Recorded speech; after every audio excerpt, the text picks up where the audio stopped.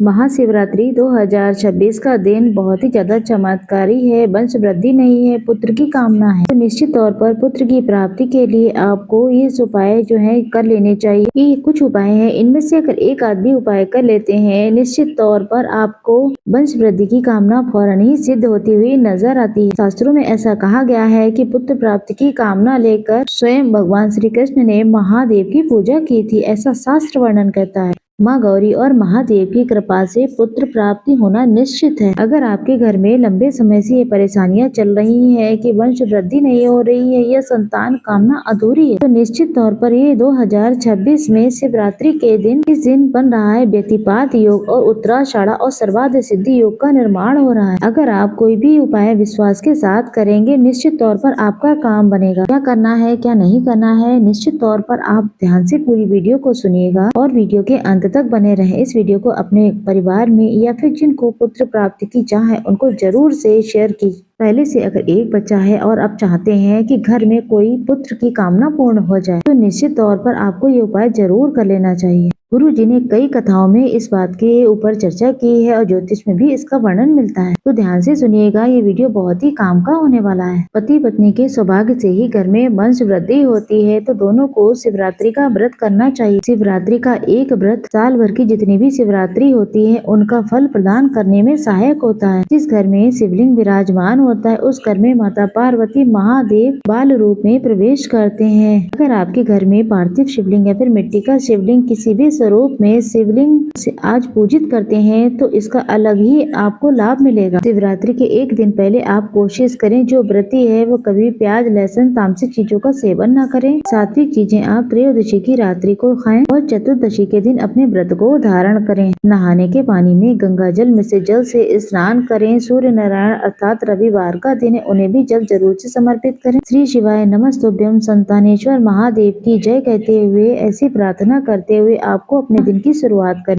हमेशा कुंडली में जो पांचवा घर होता है वह संतान की सौभाग्य और संतान प्राप्ति के लिए माना जाता है। ज्योतिष में अगर आप देखेंगे आपकी कुंडली में पांचवा घर बहुत मजबूत अवस्था में है, अगर पांचवें ग्रह पर सुंदर रूप में ग्रहों की दृष्टि पड़ रही हो, तो निश्चित रूप से किसी न किसी तरीके से तो संतान की कामना सिद्ध हो जाती है। शिवरात्रि में आप निष्काम और या फिर सकाम भावना से अर्थात संतान प्राप्ति के तहत व्रत कीजिएगा। अपने घर पर रहकर सबसे पहला आपको ये कार्य कर लेना है। शिवरात्रि के दिन आप सभी को गेहूं लेने हैं। गेहूं बहुत ही सरल विधि से आपको कहीं भी मिल जाएंगे। शिवरात्रि वाले रात को इस उपाय को करें। संतानेश्वर महादेव की जय कहते हुए, तुम्रकेश्वर महादेव की जय कहते हुए शिवरात्रि बहुत महत्व होती है। रात्रि में अगर आपके घर में शिवलिंग हो या महादेव के मंदिर का शिवलिंग हो, 108 गेहूं के दाने या फिर कम या ज्यादा जितने भी आपको मिल सकते हैं आप ले लें। नए पुराने जैसे भी हो लेकिन खंडित ना हो, इस बात का आप ख्याल रखेंगे। भले ही आप पार्थिव शिवलिंग का निर्माण करें या फिर आपके घर का शिवलिंग या फिर महादेव के मंदिर में आपके पास 108 कम ज्यादा जितने भी गेहूं के दाने हैं शिवलिंग पर जरूर से चढ़ाएं। पहला उपाय आपको संतान कामना के तहत कर लेना है। नारियल सदैव ही सौभाग्य के लिए जाना जाता है, संतान कामना के तहत जाना जाता है। बार बार मिसकैरेज हो जाता है, 1-2 महीने भी हो गए तो उपाय आप कर लें। आप सभी को लाना है एक बाजार से नारियल और तुम्रका जी का नाम लेकर माता अशोक सुंदरी का ध्यान करते हुए, जिसको संतान नहीं है, प्राप्ति की दिक्कत हो रही है, ये शिवरात्रि वाले दिन पूरे दिन या रात में किसी समय इस उपाय को कर लेना है। अगर घर में करते हैं तो बहुत ही बढ़िया, नहीं तो मंदिर जाकर भी इस उपाय को कर सकते हैं। मंदिर में प्राण प्रतिष्ठित मूर्ति प्रतिमाएं होती हैं और सदा सर्वदा हमारे साथ चलते हैं, तो कोशिश करें महाशिवरात्रि के दिन मंदिर में जाकर इस उपाय को कर लेना है। इस उपाय को करते समय तुम्रका जी का नाम लेना है,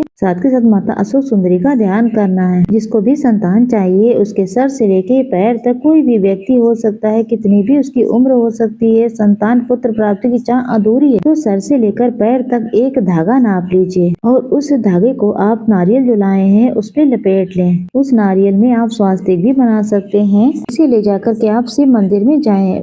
शिव मंदिर में हमेशा ही ध्यान रखें कि जब भी जाएं मंदिर तो कच्चा दूध जरूर लेकर जाएं। हो सके तो आप गौ माता का ही ले जाएं। ये उपाय आप घर में भी कर सकते हैं, मंदिर में भी जाकर कर सकते हैं। संतानेश्वर महादेव की जय कहते हुए, केशवर महादेव की जय कहते हुए शिवलिंग पर जल और दूध जरूर से समर्पित करना है। साथ के साथ जो नारियल लेकर गए हैं धागा नाप कर उस पर स्वास्तिक बना करके उसे आप सभी को तुम्रका जी का नाम लेते हुए कुंदकेश्वर महादेव का नाम लेकर शिवलिंग के ऊपर जो माता अशोक सुंदरी का स्थान होता है उस स्थान पर आप अपनी मनोकामना कहते हुए समर्पित कर देना है। ये अगला जो उपाय है वो भी बहुत सरल है, इसे कर सकते हैं। इसे पति पत्नी साथ में करें, घर में या फिर महादेव के मंदिर में या किसी बेलपत्र पेड़ के नीचे। ये अब हम यहाँ पर अपनी बात करेंगे तीसरे उपाय की, जो बहुत ही सरल है, बहुत ही जरूरी है। ये उपाय आप अपने घर पर रहकर पति पत्नी साथ में करें या फिर महादेव के मंदिर में जाकर के या फिर किसी बेलपत्र पेड़ के नीचे या फिर बड़ आंवला के नीचे, दिव्य वृक्ष होते हैं इनके नीचे बैठकर पूजा करने का अलग ही फल प्राप्त मिलता है। ध्यान रखिएगा रविवार है, पीपल पेड़ की जड़ में आप नहीं जाएंगे, वहाँ ना ही कोई उपाय करेंगे। इन पवित्र पेड़ों की मिट्टी भी ला करके आप घर में शिवलिंग का निर्माण करके आप उससे भी आप पूजा कर सकते हैं या फिर इन्हीं पेड़ की जड़ में बैठ करके आप ये कार्य कर सकते हैं। इस तरीके से कार्य श्री कृष्ण भगवान ने स्वयं किया था। वही आपको करना ये है, आपको बनाना है मिट्टी का एक पार्थिव शिवलिंग। मिट्टी का शिवलिंग जब बनाएंगे तो उसमें थोड़ा सा दूध जरूर मिला लें, उसके बाद ही शिवलिंग बनाएं। आप सभी को श्रेष्ठ भावना से सच्चे मन से अपनी कामना कहते हुए ये पार्थिव शिवलिंग सबसे पहले संकल्प लेकर करें। दाहिने हाथ में थोड़ा सा पुष्प लें, चावल लें और संकल्प लें, कहें हे महादेव, हे भगवान, माता गौरी, आज मैं संतान प्राप्ति, पुत्र प्राप्ति के तहत पार्थिव शिवलिंग का निर्माण कर रही हूँ, मेरी कामना सिद्ध करें। अपना नाम गोत्र साथ में जरूर बोलें। ये जो सामग्री है,